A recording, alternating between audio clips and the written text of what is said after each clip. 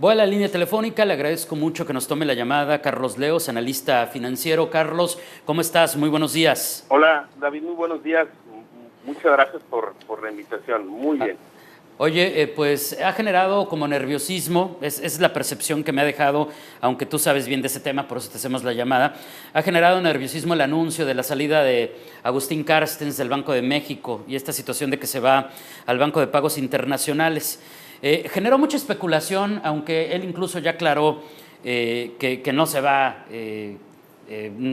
como si fuera de un día para otro, que no debemos preocuparnos.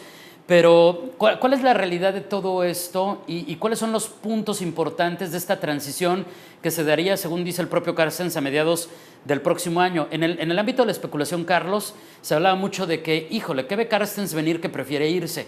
¿Qué es lo que realmente está pasando, Carlos?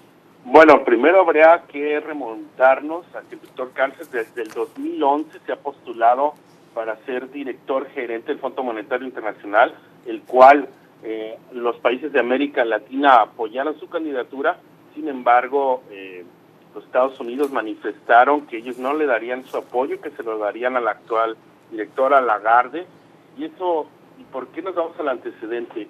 El doctor siempre ha buscado estar en un organismo internacional, el cual, ese organismo es el Fondo Monetario Internacional, el cual agrupa a 189 países en el mundo, donde se forma por un director gerente generalmente europeo y un presidente generalmente o siempre ha sido norteamericano, que últimamente se ha cuestionado mucho esta política. Lo que sí hay que reconocer que de 2 años para acá el doctor tiene un desencuentro con Luis Videgaray Caso, exsecretario de Hacienda, y también con el hoy actual MID.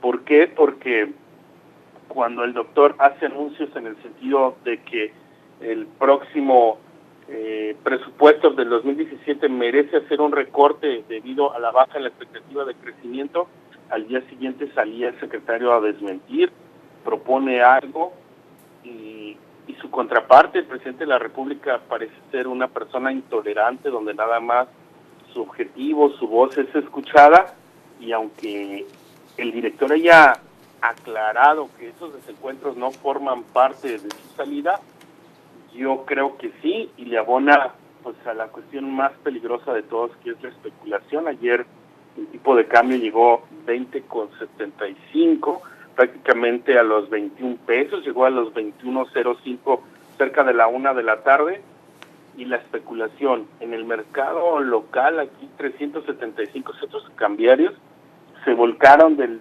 19.50, David, hasta el 20,25, en una jornada atípica. Llegó a haber escasez en un momento de dólares, y es complicado estar invitando a la población a que no compre dólares si no es necesario, cuando llevamos un rally de 14 meses de depreciación continua, pasando de los 13 pesos por dólar a los 20,25 la tarde de ayer, y pues es complicado. Vamos a ver, totalmente atípico, como dices. Así es, vamos a ver quién llega.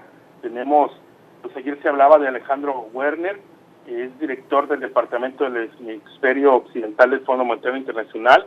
Él fue director de Bancomer, con mucha experiencia y todo, solo que desafortunadamente él es mexicano por nacimiento, y la ley pide que sea él es mexicano por naturalización, y tiene que ser por nacimiento. No, tiene que ser por nacimiento.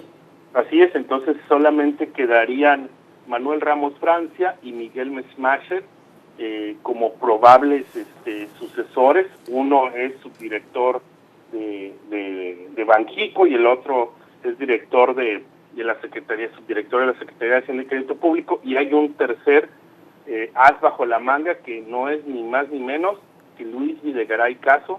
Vamos a ver cuál de esos justo eso te iba a preguntar, ¿qué piensas del caso de Luis Videgaray con esta situación porque al final de cuentas es un rumor, no está postulado ni siquiera todavía, pero muchos se preguntan si no irá a ocupar tal vez ese puesto, si no lo van a proponer, si no se va a postular, como es el proceso ahí con la Junta de Gobierno del Banco de México, pero sobre todo en el contexto que nos comentabas hace un momento, Carlos, porque de alguna manera creo que poco a poco hemos ido entendiendo cómo en el último año sí hubo choques de opiniones entre Videgaray como secretario de Hacienda en su momento que de repente hablaba de un optimismo a veces hasta desbordado, con finanzas supuestamente públicas y una economía que no tenía problema, cuando a muchos nos parecía evidente que era lo contrario, con una voz muy crítica de Carstens, que es lo que decías de alguna manera, que pues estas visiones se encontraban,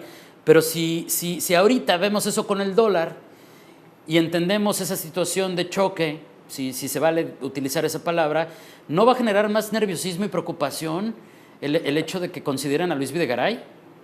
Bueno, la ley pide mexicano no mayor a 65 años, haber ocupado un cargo público de relevancia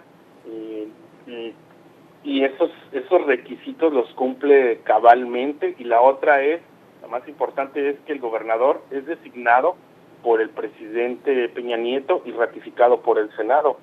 Y como hemos visto los nombramientos que ha tenido durante estos últimos 4 años el presidente de la República, estará muy tentado a poner a sus amigos y el señor Videgaray es su mano derecha, su asesor, es alguien muy cercano a él, y con la invitación que le hizo al presidente Trump, creo que es muy viable que se pueda haber tentado a que el doctor Videgaray, claro, ocupe este cargo, pero estaremos muy atentos. Lo que sí es que esto va a ser puro alimento para la especulación y vamos a ver semanas o al menos 1 o 2 semanas de alimento para los especuladores, un dólar muy inestable, así que pues hay que estar calmados y no contratar deudas en dólares, mucho cuidado con el uso de nuestras tarjetas de crédito, y pues sería lo más conducente proponer en estos momentos que atraviesa el país.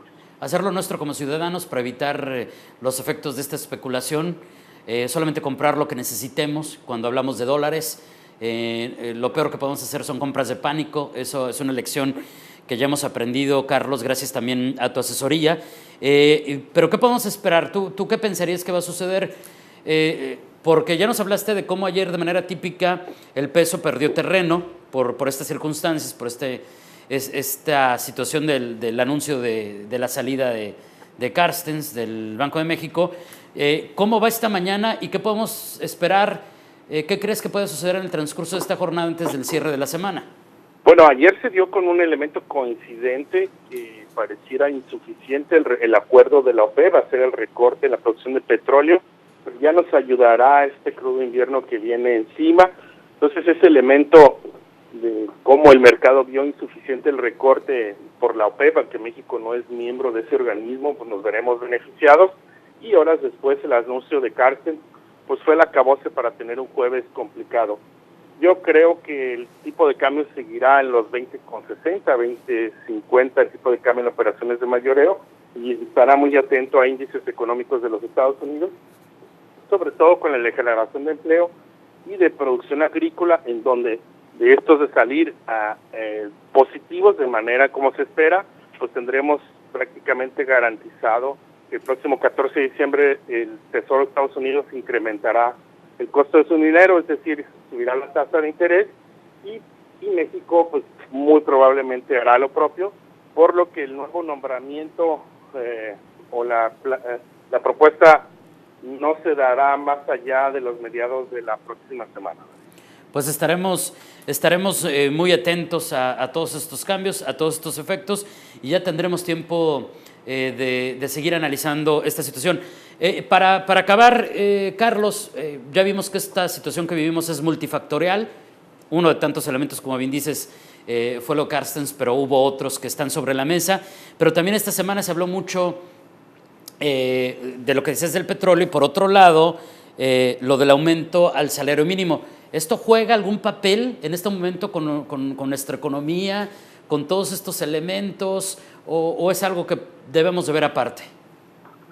Pues ahorita la economía, cualquier factor que le agreguemos definitivamente va a convulsionar y va a generar estrés. Sin embargo, el aumento al salario mínimo es una muy buena noticia, una iniciativa convocada por un organismo patronal, curiosamente, en vez de un sindicato de trabajadores.